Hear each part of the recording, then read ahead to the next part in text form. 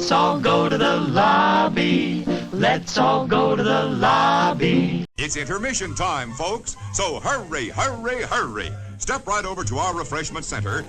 Entertainment has undergone various changes, from magic lantern shows in the 17th century to onstage performances, with audiences remaining committed all throughout. Movie theaters gained immense popularity in the 19th century, evolving to bring us cutting-edge sound systems, digital projection, and plush seating. However, many features that once defined the cinematic experience have quietly faded away.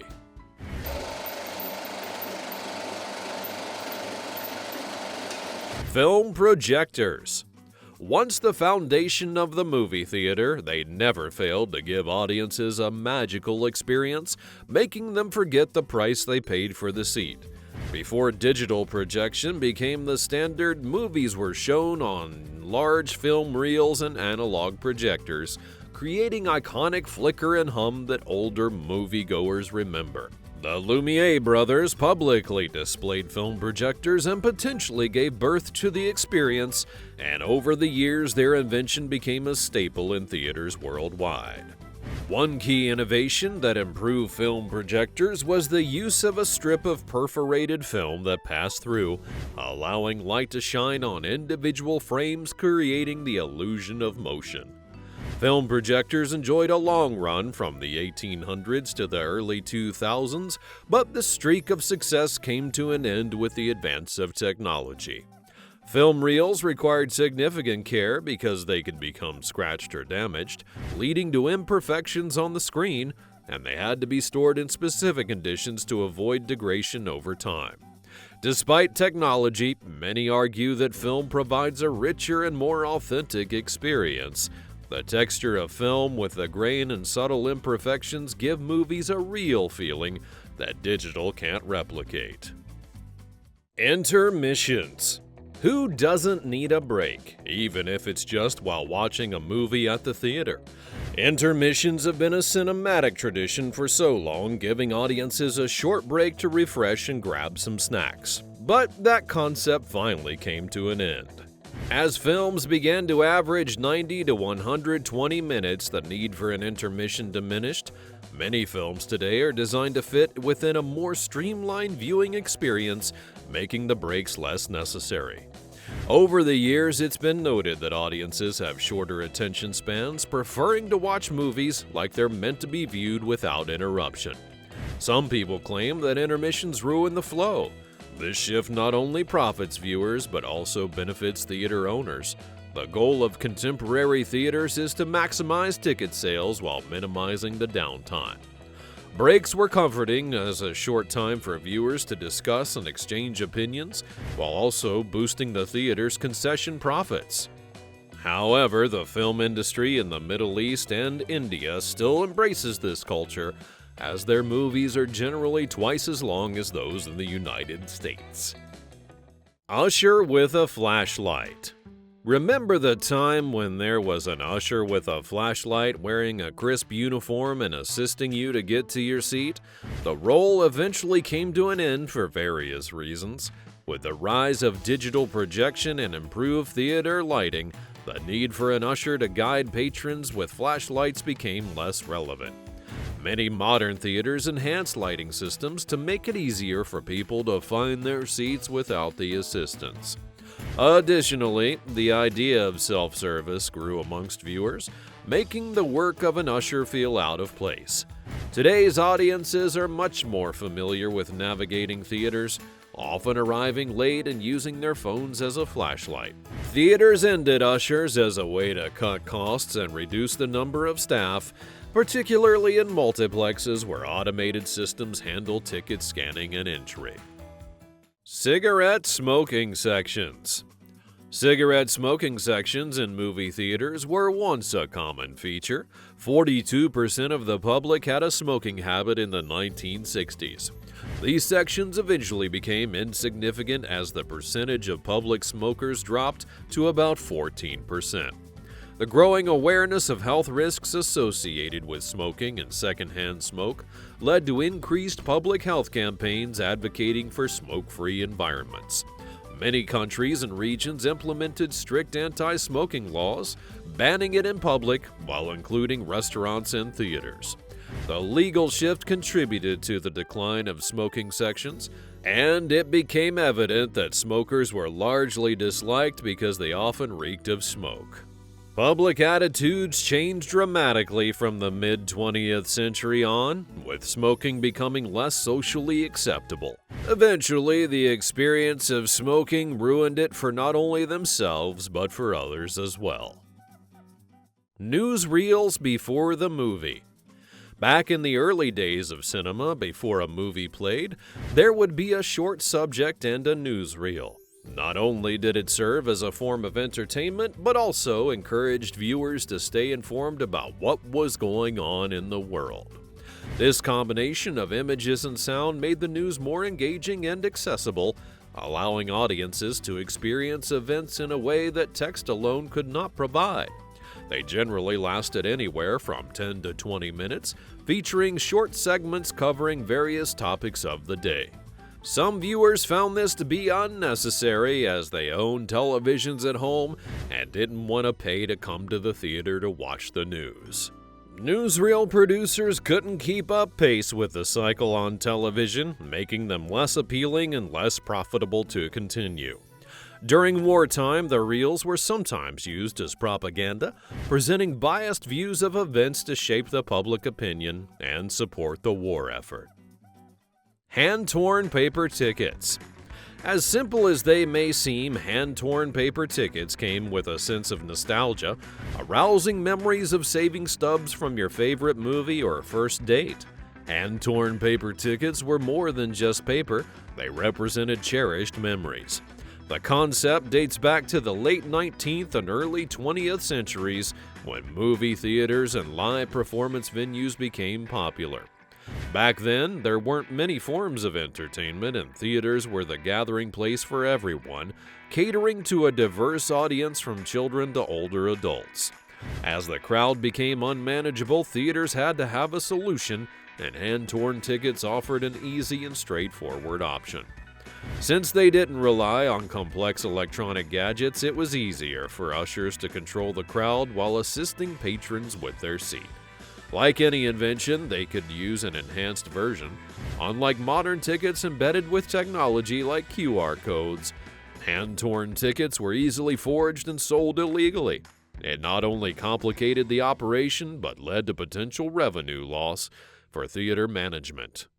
Cartoon shorts. The tradition of playing cartoon shorts is long lost, but still holds a special place in our memories. During the 20th century, playing a short cartoon before the movie was normal to warm up the audience. They were created to enhance the experience for everyone involved. Early animation pioneers like Walt Disney, Max Fleischer, and Tex Avery played a pivotal role in establishing cartoon shorts. The animations experimented with storytelling, humor, and more. The average runtime of a cartoon short was 6 to 10 minutes, long enough to entertain but short enough to fit before the film. This tradition gradually began to fade as studios focused on producing longer movies and larger productions. Moreover, they allegedly didn't age well, often containing racial and cultural stereotypes, becoming a hot topic of discussion. Mid-movie raffle drawings. The mid-movie raffle drawing was once a prominent feature in movie theaters to attract an audience, offering moviegoers the chance to win prizes like cash, household items, and others during a special drawing held in the middle of the movie. The thrill of winning something kept viewers engaged, and local businesses often sponsored the prizes in exchange for advertisements during the announcement, making it a low-cost marketing strategy. However, in some cases, the raffles may have been rigged, and prizes were much less valuable than advertised. Manual marquee lettering. One classic movie theater feature was marquee manual lettering. This form of signage became popular in the 20s and 30s as a way for movie theaters to advertise their offerings. Before the digital era, theater employees would physically place large plastic or metal letters into slots on the marquee, spelling out the titles of the films, showtimes, and more. People were disappointed when the manual marquee was replaced by digital, which seemed drab and lifeless by comparison. Many didn't like that the digital boards were not flashy and bright, making them less visible from a distance. The letters were usually rearranged weekly or bi-weekly, depending on the theater changing films, and employees used a ladder to reach the marquee where they carefully removed and replaced the letters. Some even hired a dedicated staff just to maintain and update the marquee, as it was important in their marketing strategy.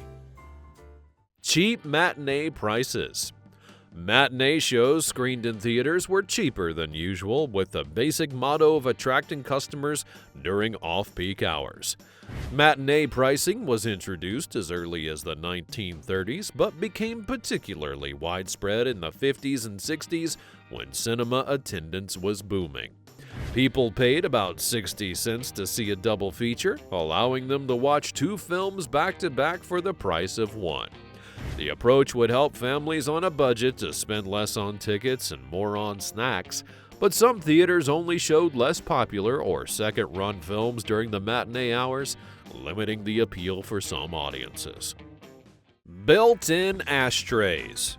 Remember the time when we had butt stops everywhere? Public places included designated cigarette smoking sections, and smoking in public was common back then, and built-in ashtrays were easy to find. The idea of the built-in ashtray emerged from a desire to make moviegoing more comfortable while keeping theaters clean and providing smokers with a designated spot to dispose of their ashes and cigarette butts. These ashtrays became commonplace in theaters from the 30s all the way up to the 70s. You could find a built-in ashtray not only in the cinema, but also in places like the airport and restaurants. The feature slowly faded as people realized the risks of smoking in public. Additionally, the smell of stale cigarette smoke lingered longer in an enclosed space, creating an unpleasant ambiance for nearby non-smokers. Balcony seating. During the early 20th century, balcony seating in cinemas was designed after opera houses and live performance theaters. These spaces typically included balconies to increase seating capacity, offering different price ranges for viewers. The purpose of balcony seating was to maximize audience numbers without expanding the building's footprint, providing patrons with a unique viewing experience from a more private or elevated perspective. People love the traditional and chic architectural style of these constructions, and the seats were often referred to as the box seat, serving as a status symbol for the upper class. Balcony seating in small towns had secret underground ways and tunnels to reach them from the main stage or backstage, a feature commonly seen in old architectural buildings that connected the seats to the backstage area. Real change marks. Real change marks, also known as cue marks or cigarette burns, are one of the things you'll never see in the theater again. These small signs help the projectionist to ensure they had correctly assembled the movie from the 4 to 6 reels that shipped to the theater. The process reminded everyone of the days when films were physically spliced together. The marks typically appeared as 2 dots, the first signaling the projectionist to prepare their first reel for change, usually about 8 seconds before the end, and the second before the end indicated when the new reel should start. The marks were placed in the top right corner and lasted for a fraction of a second, but the rise of the platter system led to the decline of reel change marks, as it allowed for longer clips to be played without interruption. Eventually, the 21st century saw the onset of the digital revolution. Double features. A double feature on a Sunday afternoon or the occasional matinee screened movies that go on back to back. Double features had it all, playing 2 movies consecutively for the price of one. It sounds like a great deal. They were popular during the 1930s and all throughout the 50s. No avid moviegoer could resist the offer, even if it meant sitting through 2 full-length films in one go, which viewers sometimes found to be a bit much.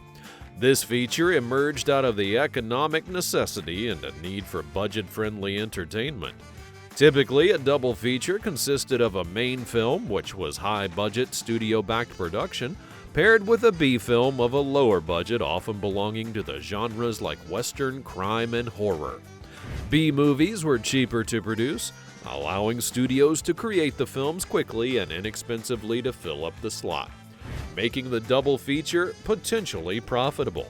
Cartoon shorts and newsreels preceded the main, and the drive-in movie with fogged-up windows remind us of those fond memories. Special collectible programs.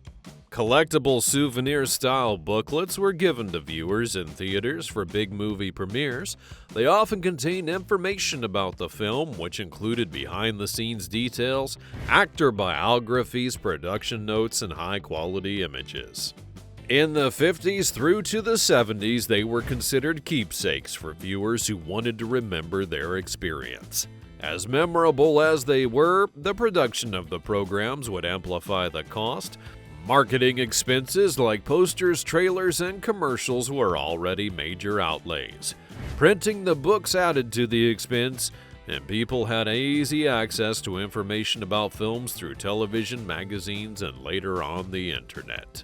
These programs were often printed on premium materials and high-quality glossy paper, but once digital marketing became prevalent, the popularity of the booklets eventually fizzled out. Curtains opening before the movie. How could we forget the iconic curtains opening before the movie? Not only did it boost your adrenaline, but gave an opulent and luxurious look.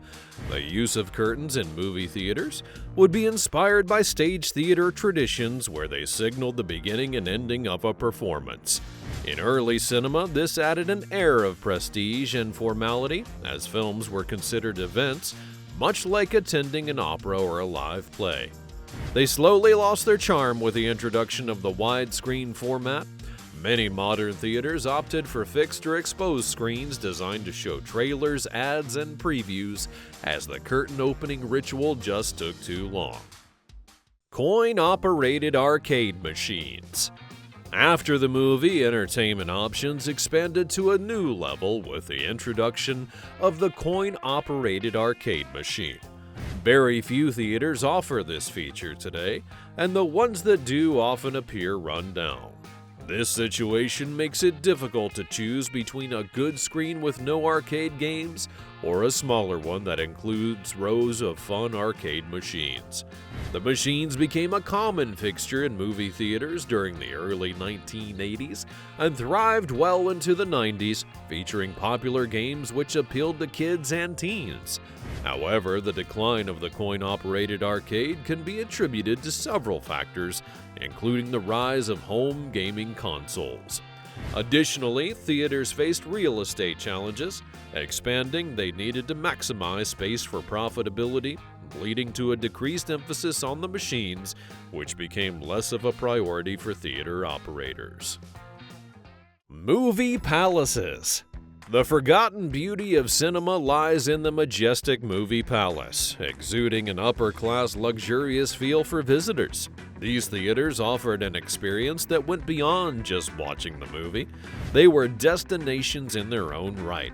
Originally popular from the 1910s to the 40s, the venues were designed to resemble opera houses or European palaces, featuring lavish decorations, expansive auditoriums, and stunning architectural details. This included chandeliers, velvet seats, marble floors, and more. Some of the most famous, like the Roxy in New York and Grauman's Chinese Theater in Los Angeles, opened during the Golden Age, leaving a legacy of opulence in the world of cinema. Projection booth window. The rooms behind movie theaters, known as the projection booth, were where projectors and reels were managed. The booths featured a small square glass-covered opening through which the film projector beamed the movie to the screen. And for decades, the window was the only means of projecting films. The window served as a practical necessity from the very beginning. In the early days of film, when physical reels were used, projectors needed to be housed in a separate room to prevent disturbing customers with the often loud noise generated by the machine. Additionally, early stock was made out of highly flammable nitrate material, and keeping the projector in a booth helped to reduce the risk of fire spreading to the audience. Popcorn butter self-service stations. Who doesn't miss the theater with self-service stations, especially when it comes to popcorn butter?